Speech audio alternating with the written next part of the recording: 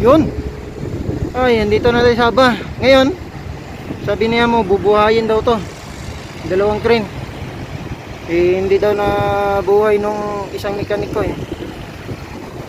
Pinahima sa atin. Baka daw makaya ng himala. Tingnan natin. Dalawa. Isang 50 tons. At saka isang 25 tons. Ngayon, step by step muna tayo. Kabit tayong baterya, check ng tubig, check ng langis. At tapos, bago pa andarin, paikutin mo muna yung flywheel para hindi siya mabigla. Ngayon, maya maya, check ko to kung ano mga problema, bakit hindi kaya paandarin ng iba. Pabubuhayin natin. Makaya ka natin sa himala. Taimas. Sige. Yun, magandang umaga. So ngayon mga ka-idol, may isishare ako sa inyo na trouble na ito, Nissan na makina, crane, 25 tons. So bali ito, tiningnan na dito ng kasama kong Yemeni. Ang sabi niya kasi, ipaano niya yung injector, papakalibrate o hindi, paano, palinis or tandib dito kung tawag sa Saudi. Ngayon, ang problema, hindi siya aandar pag hindi mo siya salubungan ng gasolina sa may air cleaner. Bali ngayon, panay siya ng pump doon sa pin pump. Ang tagal aandar bago mapaandar mo nga siya, pero talagang sabi niya 2 oras pa daw siya bago makapaandar. 2 oras siya doon magpa-pump doon sa pin pump bago andar yung sasakyan. Ngayon, pinaano na lang yung injector. Ito, matagal na rin kasi ito, mga siguro mga 3 buwan ako hinintay nitong crane na to. Kasi nga hindi na patino ng kasamahan namin na ibang lahi na mekaniko. Ngayon, pinapapunta ako rito ni Amo dito sa Aba. Sobrang lamig. Galing pa ako ng Jeddah kahapon. Bali ito, chinik up ko. Okay naman. Ang may nakita akong mali na hindi niya na pansin. Ito yon. Ang nakita ko, kung maka-experience kayo ng ganito na sobrang may diesel, may supply naman, tapos okay naman yung ang i-check nyo muna yung sa may relief valve ng return. Yung katulad ng ganito. Ito, hindi ito sa kanya. Pero ginawan ko lang ng paraan. Ito sa mga prime mover kasi ito nakalagay sa mga Mercedes. Ito, kinuha ko lang to. Nilagay na ako ng isa, pero ipapakita ko rin sa inyo kung anong status nun. Paano? So ngayon ito lang isi-share ko. Ito ang nilagay ko. Kasi ito ang napansin ko. Dapat ang sa return, dapat may relief valve na ganito. Or hindi, kaya may maliit na butas. Kung walang ganito na, kasi ito sa loob, may spring kasi ito sa loob, saka bulitas. Yan, relief valve to ng return. Ayan, kita nyo, may spring. Ito, dalawa to eh. Ito, baon-baon ko talaga ito in case of emergency. Ito ang mga baon ko. Ngayon, ang nilagay niya ay ito pala, open. So bali, hindi maka-stack yung diesel sa bomba, sa ejection pump. Hindi siya maka-stack. Kundi ang return niya, imbis na mag-stack siya doon para makapaandar, ang mangyayari, yung diesel babalik doon agad sa tangke. Hindi siya mag-steady doon. Kailangan kasi na may stock yung diesel sa may injection pump. Kaya kailangan ng relief valve ng ganito. Yan. Or check valve. Yan. Ito. Ang nilagay niya kasi buo. Kaya napakatagal. Sasakit pa yung ulo niya.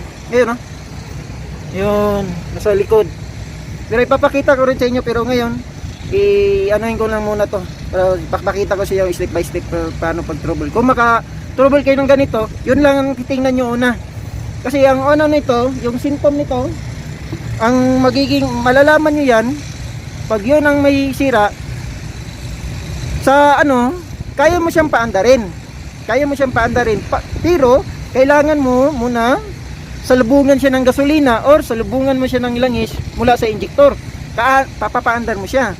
Pero pag once na mapatay mo naman siya, hindi mo na siya mapapaandar.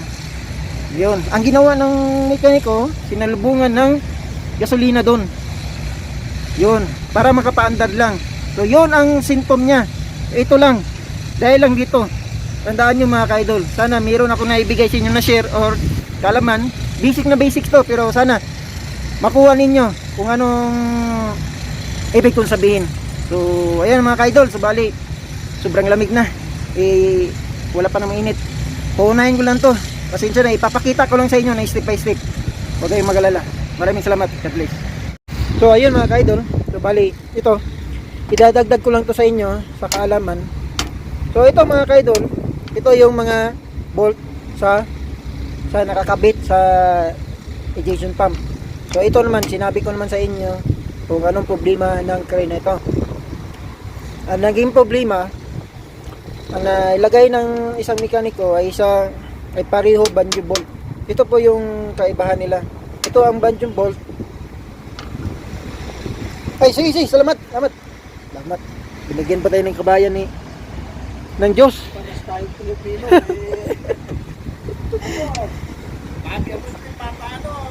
Panas lang sa akin. Oo Yun.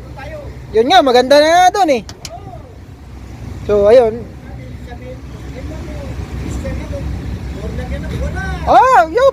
Yun ang maganda. So, yun, balik na tayo mga kabayan. So, maganda yung sinabi ni kabayan sa atin. So ito nga mga ka-idol, ito yung naging problema sa crane na ito na Nissan. So bali ito, idadagdag ko lang sa inyo na bilang kaalaman. So ang banjo bolt, may dalawang uri ang banjo bolt. Yung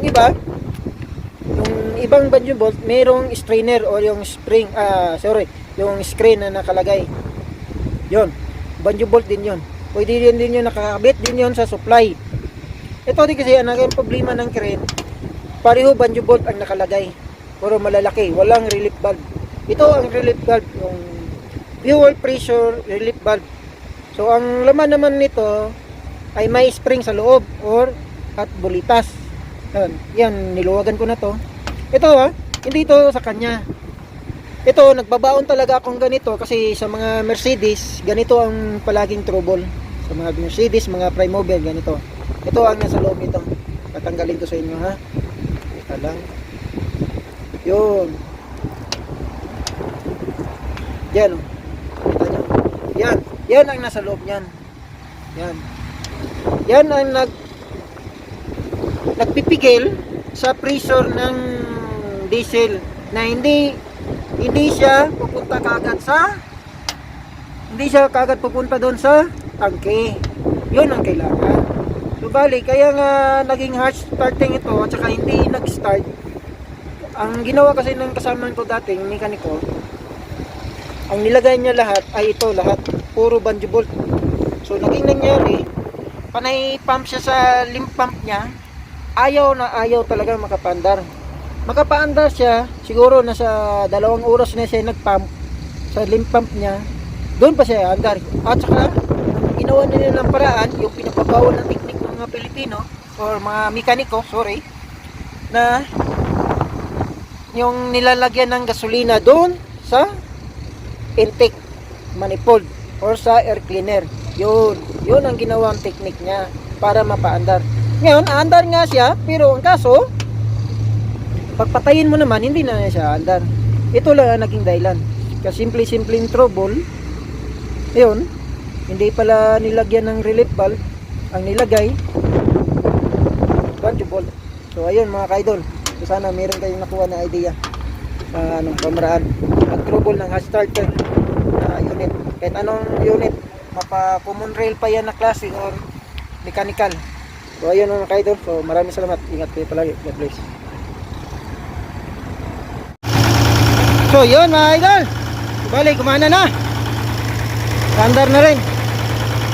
Yun, ito lang yung napalitan natin, no? Ito lang, ito yung relief valve ng return. Ito yung tinanggal natin kanina, yung pinalitan. Ito kasi yung nakakabit doon dati. Yan, ito nakakabit dati.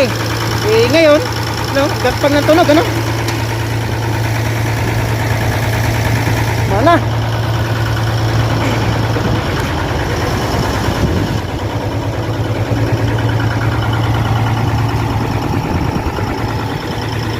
Grabe. Whew. Ang kaso lang, may problema pa. Ang air compressor hindi gumana. Hindi siya nagano ng hangin. Saka yung kitout or yung kitout na tinatawag doon sa baterya, hindi rin nagano. Kaya gumawa nga ako ng series simula sa baterya hanggang papunta doon sa starter. Kasi hindi gumana yung yung kitout na tinatawag. So, o yung tinatawag natin na sa electrical pa na shut off. So bali yan, pabibilahan ko pa. Ngayon hanapan ko yung leaking ng air leak nito, ng air brake diaphragm. Kasi nga, hindi nagkakarga ng hangin. Yun pang isa. Alternator din, hindi din gumana. Ay, napakadami-dami ng trabaho nito. So ayun mga ka-idol. So bali, yun lang na trouble yun mga ka-idol. Mga simple lang. Yung relief valve ng ng return.